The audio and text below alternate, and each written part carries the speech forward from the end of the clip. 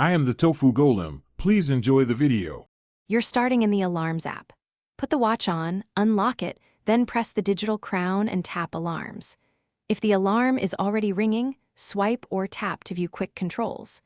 Make sure the watch has at least 10% battery and is running the current watch OS so settings apply reliably. Once the app is open, you'll see a list of alarms and the active one highlighted. This view lets you either turn an alarm off or edit its behavior, so tap the active alarm next. You now control the alarm directly. Tap the active alarm to reveal the on/off toggle and edit button. Flip the toggle to disable future occurrences.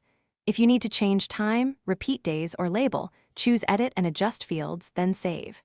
If the alarm is currently ringing, press Stop to silence it immediately or snooze to postpone. Make sure to confirm the toggle shows gray for off, otherwise the alarm will re-enable on its scheduled days. Once done, return to the alarm list to finish by verifying the alarm appears disabled in the alarms list. If your Apple Watch syncs with an iPhone, also check the iPhone clock app to ensure consistency. If the alarm keeps triggering, restart the watch first and confirm Do Not Disturb or Focus isn't preventing expected behavior. Make sure iPhone and watch are paired and updated.